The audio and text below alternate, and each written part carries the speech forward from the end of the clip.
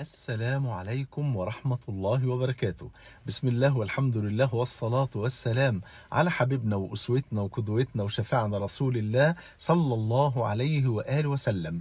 13 بشرى تجعلك لا تخاف من القبر أبدا. نعرف بعد ما نصلي على حبيبنا صلى الله عليه وآله وسلم. في البداية أدعو حضراتكم للاشتراك في هذه القناة المباركة وتفعيل الجرس لكي يصلكم كل ما هو جديد. شوقتنا يا شيخ محمود، ايه هم بقى ال 13 بشرى التي تجعلنا لا نخاف من القبر ابدا؟ الحقيقه في البدايه عايز اقول ان في الدعوه قعدنا سنوات طويله جدا لا نسمع الا عن عذاب القبر فقط، وسبحان الله وكنا نتكلم مع الناس عن نعيم القبر فكانوا يتعجبون، ايه ده هو القبر فيه نعيم؟ ده احنا سنين طويله ما بنسمعش الا عن عذاب القبر. سبحان الله. اذكر مره واحد قابلني في بدايه قناه الناس بقى ايام البركه، ربنا يعيد هذه الايام المباركه، فقابلني فقال لي يا شيخ محمود ممكن سؤال؟ قلت له اتفضل. قال لي هو القبر ما فيهوش الا العذاب؟ قلت له بالعكس، ده القبر مليان انواع من النعيم والله لا تخطر على قلب بشر. قال لي طب كلمونا بقى شويه عن نعيم القبر. قلت له على عيني. فالمهم فجيت في يوم الاثنين وكان ساعتها فضفضه، لو تفتكروا كان في البدايات كانت ساعتين كاملين، تكلمت عن نعيم القبر.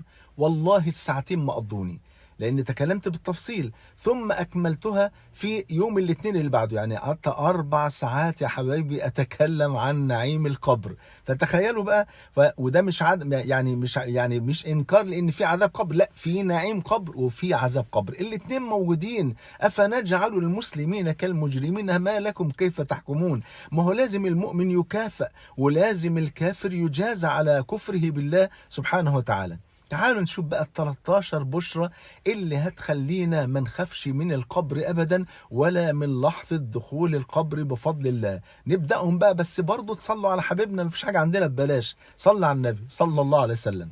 اول حاجه، ايه اكتر حاجه مخوفه حضراتكم؟ هم 13 حاجه انا هقول لكم عنهم. اول حاجه مخوفانا ضمه القبر. نسمع ان الواحد لما يخش القبر بينضم عليه حوائط القبر لحد ما بتختلف اضلاعه، ضلوعه بتخش في بعضها. ده لمين يا حبايبي؟ ده للكفار، يا للكفار مش للمؤمنين. انما المؤمن القبر لما بيحضنه وركزوا معايا كضمة الام لطفلها الرضيع. الله، لانه كما قال الامام ابن القيم رحمه الله رحمة واسعة: الارض كالام للناس. تمام، اللي هم اصلا خلقوا منها، احنا خلقنا من تراب. تمام، سيدنا ادم خلق من تراب يعني خلق من الارض. فالارض كالام لنا، فغاب عنها ابنها سنوات طويله، فمن كان طائعا وعاد الى امه ضمته بكل رحمه وحنان، ومن كان عاصيا ضمته بكل قسوه وغضب. وضحت المساله كده حبايبي؟ يبقى اذا ضمه القبر للمؤمن يعني سبحان الله. ولذلك النبي صلى الله عليه وسلم قال عن سعد بن معاذ الذي اهتز لموته عرش الرحمن وشيعه 70,000 من الملائكة لم ينزلوا قبلها ولن ينزلوا بعدها. بيقول لقد ضم في القبر ضمة لو نجا منها أحد لنجا منها سعد بن معاذ.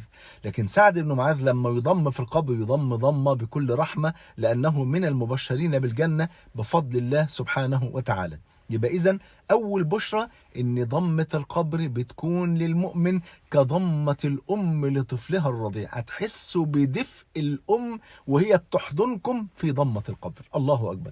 رقم 2، ايه اللي خايفين منه؟ والله خايفين ان احنا ما نعرفش نجاوب على اسئلة الملكين، مع انها اسئلة سهلة جدا. من ربك؟ ربي الله. ما دينك؟ دين الاسلام. من نبيك؟ نبي محمد صلى الله عليه وسلم. لو جبت طفل في اولى ابتدائي، مش في اولى ابتدائي، في كي جي 1 هيجاوب عليها. لكن في القبر من هول المشهد الإنسان هينسى كل حاجة. فمن الذي يثبت هنا؟ الله سبحانه وتعالى.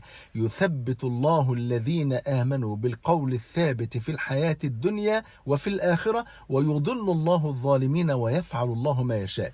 يثبتنا في الدنيا بأن احنا نموت على لا إله إلا الله، ومن كان آخر كلامه لا إله إلا الله دخل الجنة. ويثبتنا في الآخرة لأن القبر أول منازل الآخرة، بأنه يثبتنا على أسئلة الملكين بفضل الله سبحانه وتعالى. يبقى ادي البشرى الثانية بفضل الله، ان الذي يثبتنا عند سؤال الملكين هو الله سبحانه وتعالى. تعالوا نكمل البشريات ولكن بعد الفاصل. تعالوا حبايبي نكمل ال 13 بشرى اللي هتخلينا ما نخافش من القبر ابدا بفضل الله سبحانه وتعالى. يبقى اول بشرى ان ضمة القبر بتكون لينا كضمة الام لطفلها الرضيع. تاني بشرى ان الذي يثبتنا عند سؤال الملكين هو الله سبحانه وتعالى. ثالث بشرى حبايبي ان بعض الناس بتقول خايفين بقى يجي لنا منكر ونكير، اللي هم الملكين اللي في القبر اللي هيسالونا، خايفين يجوا لنا في صورة صعبة ما نقدرش نتحملها، فيعني يحصل لنا شيء من الفزع والرعب. أبشروا، المؤمن والمؤمنة منكر ونكير عليهما السلام يأتيانهم في أجمل وأبهى وأحلى صورة بفضل الله سبحانه وتعالى، لدرجة أنك لما تشوفهم في القبر تستبشر وتستأنس وتسعد سعادة ما بعدها سعادة. آدي البشرة الثالثة. البشرة الرابعة إني خايف إن أنا في القبر لما أجاوب على أسئلة الملكين أكذب، إن أنا من ربك؟ ربي الله، فيتقال لي لا أنت ما عشتش من أجل الله. ما دينك دين الإسلام؟ لا أنت ما عشتش من أجل الإسلام. من نبيك نبي محمد؟ لا أنت ما اتبعتش النبي. لا، ده من بشريات المؤمن أن الذي يصدقكم من فوق 7 سماوات هو الخالق سبحانه وتعالى فاطر السماوات والأرض.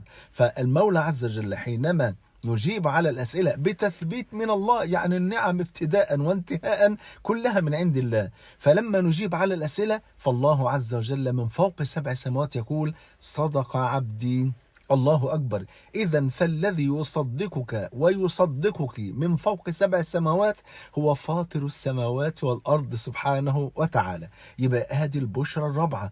البشرى الخامسة بقى ان سبحان الله ان في القبر هنقول طب القبر هيبقى تراب ومنظر صعب جدا، وممكن يكون في جيف جنبينا مدفونه وفي دود وفي لا لا لا خالص بالمره. المؤمن لا يرى تلك الاشياء ولا يشعر بتلك الاشياء. ازاي؟ لان القبر يا حبايبي بامر من الله يفرش من الجنه، من سندس واستبرق من الجنه، ومن يعني من خضره الجنه بفضل الله سبحانه وتعالى. ما الدليل على ذلك؟ الدليل أن الله عز وجل حينما يقول صدق عبدي يقول بعدها فأفرشوه من الجنة. الله. يبقى القبر أنا لما بفتح القبر ما بلاقيش بقى لا فرش من الجنة ولا بشوف أي حاجة من الجنة. أيوة، لأن القبر ده أول منازل الآخرة، عالم الغيب، وعالم الغيب لا يقاس على عالم الشهادة أبدا، ما نقدرش نقيس ده على ده. ولذلك من أسماء القبر إيه؟ البرزخ، بينهما برزخ لا يبغيان. البحر ده مالح والبحر ده عذب، فالاتنين يلتقوا في حتة معينة، لكن لا دوت يوصل لده ولا ده يوصل لده بقدرة من الله سبحانه وتعالى. فالقبر أيضا برزخ، يعني فاصل ما بين الدنيا وما بين الآخرة، فما نقدرش نقيس أمور الدنيا اللي هو عالم الشهادة، ما نقدرش نقيسها على عالم الغيب اللي هو القبر. إذن يفرش القبر من الجنة حبايبي، ألف مبروك. طيب والبشرى السادسة، طب ما أنا لما القبر يتفرش من الجنة أنا أفضل بقى بالكفن التعبان ده اللي أنا لابسه في الدنيا؟ لا، اطمنوا ونلبس ثيابا من الجنة. ما الدليل على ذلك؟ في نفس الحديث يقول جل وعلا صدق عبدي فأفرشوه من الجنة وألبسوه من الجنة. الله. يبقى نلبس من ثياب الجنة. طب يا شيخ محمود هي ثياب الجنة دي بتيجي منين؟ بتيجي من شجرة اسمها طوبة. مين اللي قال كده؟ سيدنا محمد صلى الله عليه وسلم، ما تصلى عليه، هو اللي قال كده، قال طوبة شجرة في الجنة. طب الحديث فين يا شيخ محمود؟ احنا تعودنا نعرف الحديث فين؟ عند الإمام أحمد بسند صحيح. تمام كده؟ طوبة شجرة في الجنة يسير الراكب تحت ظلها 100 عام لا يقطعها، تفقق عنها أو تشقق عنها ثياب أهل الجنة. الله أكبر. يبقى شجر الطوبة دي هي اللي بيتفصل من أوراقها ثياب أهل الجنة بفضل الله. يبقى إذن البشرى السادسة أنكم تلبسون من ثياب أهل الجنة بدليل قوله تعالى وألبسوه من الجنة. طيب البشرى السبعة بقى، ناس كتيرة بتقول طب حتى لو القبر اتفرش من الجنة وانا لبست من الجنة، وحتى وانا قاعد، ما انا قاعد برضه في قبر، يعني عايز اشوف كده فيو جميل كده ومنظر حلو بدل القعدة الصعبة ديت. ابشروا برضه الحمد لله. ادي البشرى السبعة، انه يفتح لكم باب من الجنة فترون الجنة دائما. ما الدليل؟ في نفس الحديث يقول جل وعلا وافتحوا له بابا الى الجنة. تعالوا نكمل البشرات ولكن بعد الفاصل. تعالوا نكمل يا حبايبي ال 13 بشرى التي تجعلنا لا نخاف من القبر أبدا بفضل الله سبحانه وتعالى. قلنا رقم 7 أنه بيفتح لنا باب إلى الجنة بفضل الله، ونرى الجنة وافتحوا له بابا إلى الجنة. الله أكبر. طيب رقم 8 يا شيخ محمود، احنا خايفين بس نقعد في القبر فنشم رائحة الميتين ونشم رائحة الجيف التي بجوارنا، هيكون الأمر صعب جدا. أبشروا، فنحن في القبر لا نشم إلا رائحة الجنة. ما الدليل؟ الدليل قوله تعالى: صدق عبدي فأفرشوه من الجنة وألبسوه من الجنة وافتحوا له بابا إلى الجنة يأتيه من ريحها وريحانها. فنشم رائحة الجنة تملى القبر كله بفضل الله سبحانه وتعالى.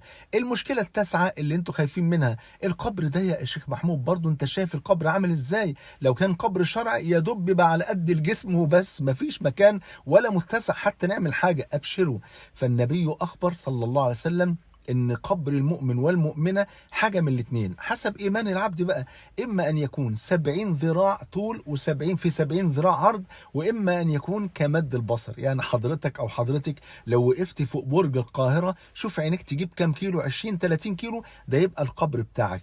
بس يا شيخ محمود احنا ما بنشوفش كده، ما احنا قلنا القبر اول منازل الاخره، ولا يقاس عالم الغيب على عالم الشهاده. طب المشكله العشره ان القبر ضلم، وانت عارف يا شيخ محمود ده بيبقى مقفول علينا ومتسوى علينا بالحجاره والتراب. ابشروا برضه، فالقبر يضيء باذن الله سبحانه وتعالى حتى يكون كالشمس.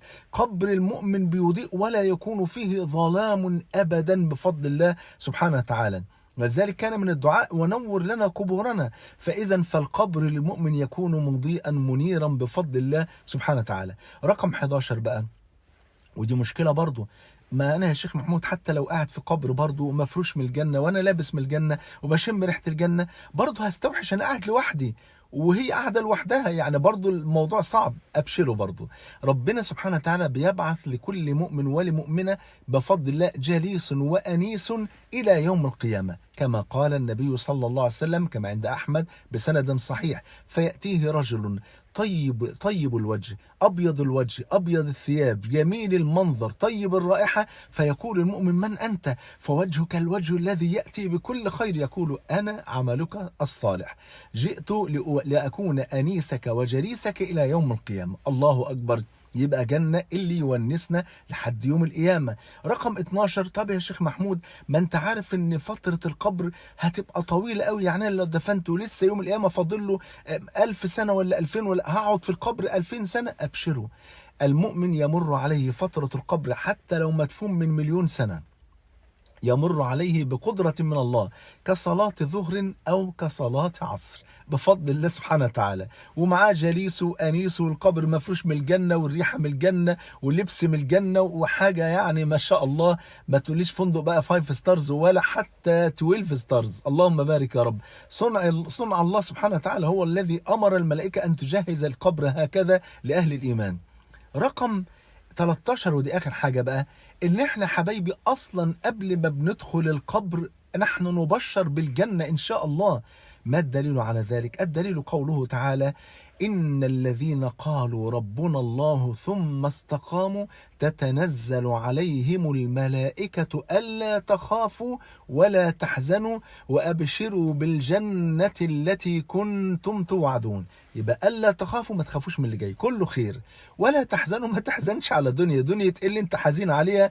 ده أقل واحد في الجنة هيكون ليه قد ملك ملك من ملوك الجنة أو قد الدنيا. يعني في رواية أدنى أهل الجنة ياخد قد ملك ملك من ملوك الجنة من ملوك الدنيا قد 50 مرة، لأن ربنا بيقول له: أترضى أن أعطيك مثل ملك ملك من ملوك الدنيا؟ يقول له: رضيت يا رب. يقول له: لك ذلك ومثله 5 مرات، ثم يقول له: رضيت يا رب. قال له: لك ذلك و10 أمثال. وفي رواية أخرى، والاثنين عند مسلم، والرواية أخرى يقول له جل وعلا: أترضى أن أعطيك الدنيا و10 أمثالها؟ أديك الدنيا كلها و10 أمثالها بفضل الله سبحانه وتعالى. لا تخافوا من اللي جاي ولا تحزنوا على الدنيا وأبشروا بالجنة التي كنتم توعدون. إيه رأيكم؟ 13 بشرى تجعلكم لا تخافون من القبر أبدا بفضل الله.